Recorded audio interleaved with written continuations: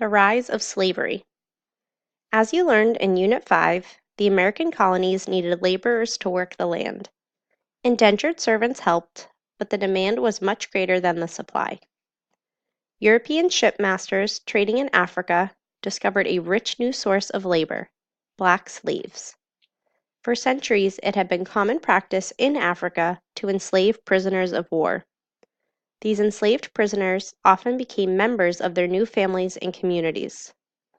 Some Africans also became slaves in order to pay their debts. Others were sentenced to slavery as the penalty for adultery. The slave trade. Portuguese traders began buying African slaves in the 1400s. Other European nations soon joined in this profitable commerce. African rulers strictly controlled the trade. Europeans were permitted only to rent land for trading forts at certain sites along the coast. The Africans themselves captured prisoners in the interior areas. The African slavers drove their captives to the coastal forts, where they delivered them to the European slavers in exchange for rum, trade goods, and guns and ammunition. The slave trade badly disrupted life in West Africa, creating constant chaos and violence. Traders drove their captured African slaves to the coast in coffles, trains of people fastened together. Male slaves were tied by the neck to a long wooden pole, which they dragged along, or two men would be tied by the neck to a single pole, one manned at each end. This made escape impossible. Drivers would whip the exhausted slaves along to force a good pace. Many captured Africans did not survive their forced relocation. Some died during the initial raid, others fell during the trek to the coast. Worst of all was the voyage across the Atlantic. Deaths occurred from disease, suffocation, suicide, rebellion, starvation, and brutality. Illegal slavers about to be arrested sometimes practiced mass murder by throwing their captives overboard at sea. Slavery in the Americas. Some African slaves came to Spanish America in the 1500s. Several were in Virginia with Spaniards in 1526. The first known black Africans in British North America arrived in 1619. A Dutch ship brought these 20 captives to Jamestown, Virginia. At first, blacks in the British colonies may have been treated as indentured servants, but the demand for labor, especially on southern plantations, increased. Tobacco and rice plantations needed many workers. Sugar plantations in the Caribbean needed many more. Slavery seemed to be the perfect solution for the slaveholder. Here's why. Indentured servant. Bound for a set number of years. Children are free, not bound. Escape easy. White skin blends in. Slave. Bound for life. Children are slaves, bound for life. Escape hard. Black skin easily noticed. European prejudices certainly played a role in the growth of black slavery in the Americas. Europeans thought all the heathens were inferior. Such people could only benefit from being owned by Christians. Also, Europeans linked blackness with the devil, with dirt, with fearful and threatening darkness.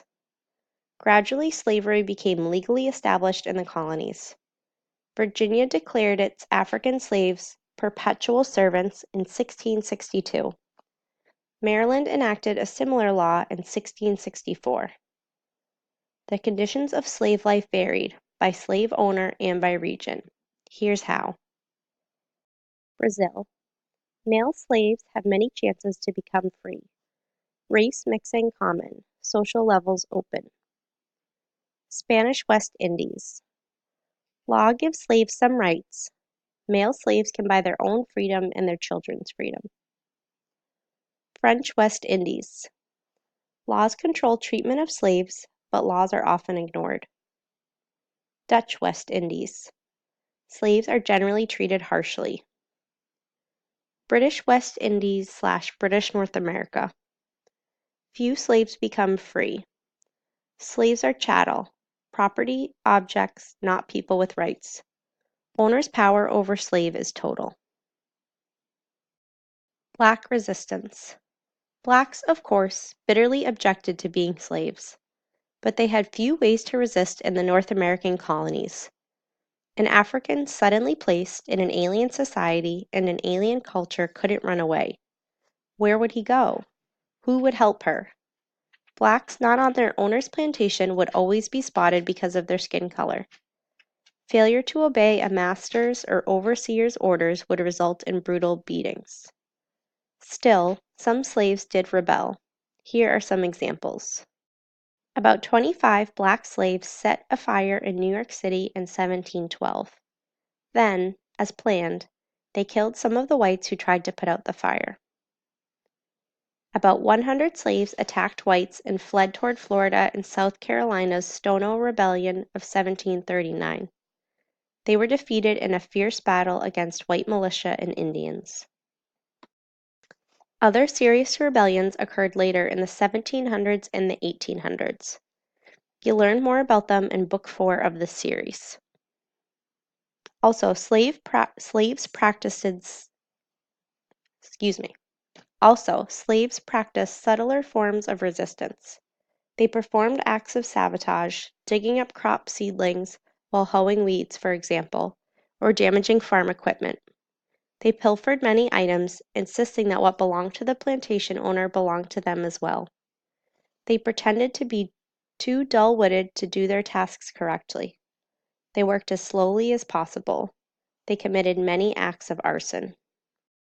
Caption: Ad in the Charlestown Gazette, mid-1600s. African American culture. Through all of this, enslaved blacks added elements of their African culture to the new slave culture they were forced to evolve. Africans imported into the Americas came from different backgrounds and spoke many different languages. The condition of being black in white America was what created a sense among slaves of being African. They also shared many broad cultural traditions, which gave them a further feeling of being bonded as Africans. Religion, with traditional African spirits and gods mixing with the Christianity of the new culture, was part of everyday life. Their prayerful response to a constant spiritual presence was lively. Singing, dancing, and shouting. African culture also placed high value on the family and the community. Because of this, black slaves preferred to work together in groups rather than individually. They made up songs about work and religious beliefs and rebellious thoughts that were sung in a call and response group style. Ripped from their original families, slaves formed new ones. Many owners tried to avoid breaking up these strong families because the affected slaves would quickly become poor workers in revenge.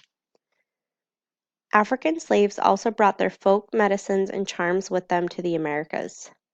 These included love potions and poison, another often used weapon against white owners. African folk art was kept alive in wood carvings, quilts, baskets, mats, and the like. By holding on to some African traditions, black slaves in America kept part of their African identity. African American slaves often sang in a call and response style. A leader sings a line. The other group members sing a line of response. Then the leader sings the next line, and the group sings its response, and so on. Here's an example from the spiritual, "Oh, Wasn't That a Wide River?" Leader: Oh, the river of Jordan is so wide. Response: One more river to cross. Leader: I don't know how to get on the other side. Response: One more river to cross. Leader: Satan is just a snake in the grass. Response: One more river to cross. Leader: If you ain't mighty careful, he will hold you fast. Response: One more river to cross.